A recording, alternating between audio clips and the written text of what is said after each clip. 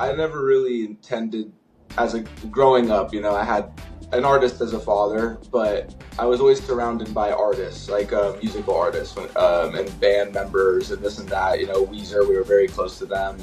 But I wasn't really ever aware of any of that. So growing up, I never intended to be a musician or anything. But one day, the Wi-Fi went down. I started playing around on GarageBand. I started having a lot of fun with that.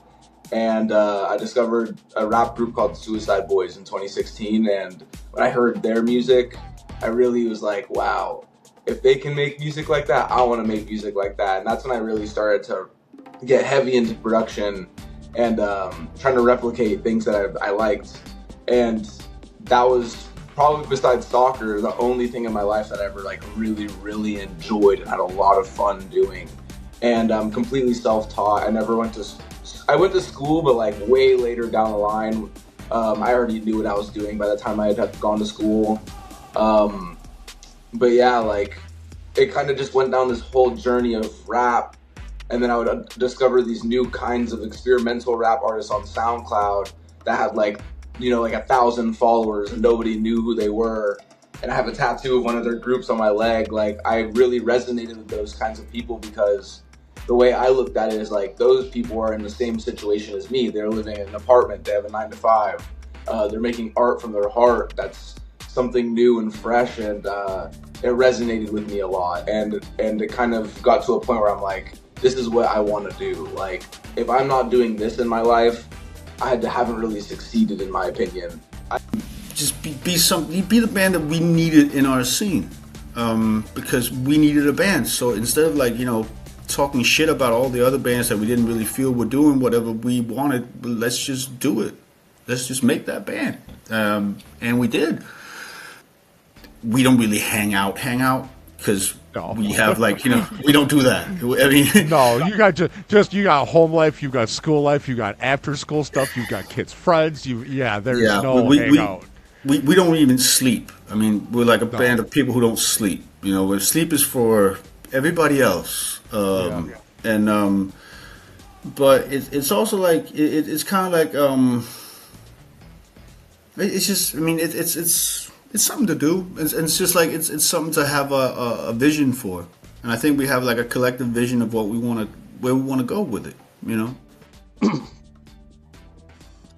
Yeah, I still like, I'm still not the best at recording it for myself.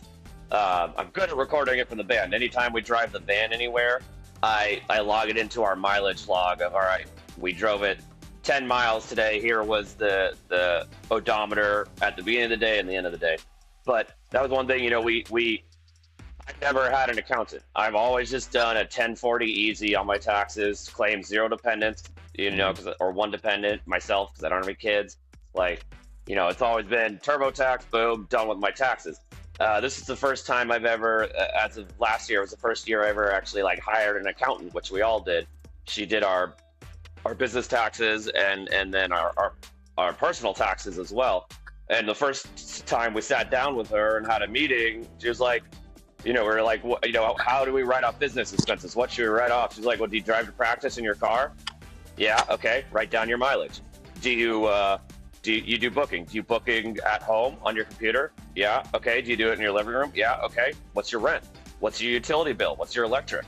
That is all that is now your workspace. You've been doing it, even, in town, if I go, out of town, if I go to a show, anytime I go to a show and I spend money on a show, whether I played it or not, that is, mingling within the music community. That is collaborating. That is talking with other musicians. That's all a write-off expense, So like, it's funny, the saying in the movie, it's like, oh, put it on my card, I can write it off. It's so incredibly true, and the way that I think about it is like those systems are in place for the big guys. Why can't to meet a lot of people? Has there been some where that's really, I want to say paid off, but where it's actually been really helpful to you from doing those shows like that? Yeah, no doubt, man. Any opportunity that comes about is like an experience that you get to have to connect with other people in the room. You never know who's going to be in the room, so just show up promptly, professionally, and do your shit, and try to just do the best job that you can, and get past the mistakes as quickly as possible and not get in your head about it. And yeah, just be kind and generally just like a cool hang and like, you know, yeah, you never know who you're going to truly resonate or connect with or have the opportunity to pursue a relationship in the future. So definitely a lot of value, no matter the show, whether it's in a basement or whether it's like at Madison Square Garden, which I wouldn't know, but like all those people are either potentially friends or fans or people who are going to continue to help encourage or support you or help build up your dream. And who knows like what kinds of skills and talents other people have too that might inspire you, and like it just could become this like synergistic kind of relationship. So I don't take any experience, any show for granted. There's always potential opportunity, and just it's kind of like my sketch pad. I mean, I have the, let me see if I can flip the piano, flip this around here. It's, well, the piano is right here. It's like right off in this corner. I have this piece of wood. I'm reamping a guitar, and so I have this as a reflective surface. Is actually part of the piano, but the piano is right here, and it's got a desk built into it. Like you can kind of see it there, and it's kind of my sketch pad. You know, sometimes I'll like. You know, be playing scales, just noodling around, and all of a sudden I come up with this little chord sequence. I go, wow. And I'll write it down, actually, you know. Just write the notes here. Like, see that? And it's just like to kind of, you know, notating music gets a bad rap. They think, oh, if you notate music, you're boring. It's just a way of remembering what you came up with. There are some people that they're all into the I can understand there are people that like will you know, write their music in terms of what it looks like on paper. But I just like, okay, I have the sound, here are the chords, okay, so I can come back to it at another time and say and develop it. And sometimes there'll be on a sheet of paper there'll be like 5 or 6 different ideas. One or two of them may work together and to start something. It's always something to start you off on. You know, have you ever seen an artist, like a painter? They'll take a sponge and dip it in paint and throw it at the canvas, and it'll make a design. And from that design, that catastrophe, they'll come up with this beautiful piece of artwork. It's the same thing.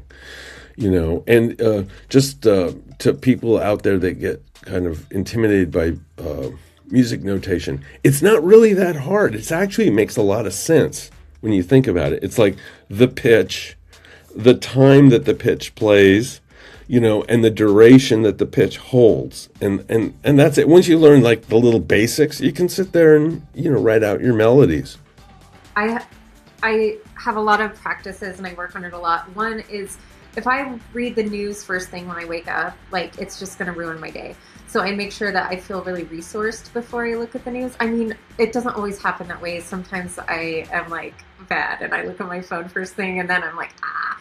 But I think just like making sure that I feel like centered in my day. And for me, I feel really raw in the morning. So I'm like, okay, yeah, I want to be informed, but later. And then I also have personal practices that may sound like, I don't know. So I practice and teach yoga, and that has been just like life-saving for me. I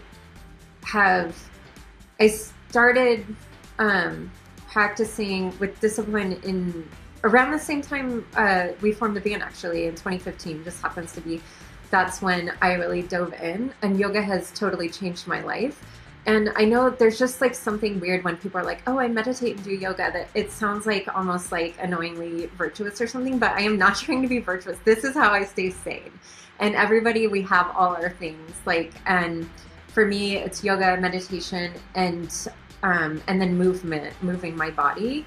And I think those things are all like, I was born in the 80s, and like growing up, I think exercise was always promoted as a means to weight loss. So, oh, this is a way to stay skinny, ladies.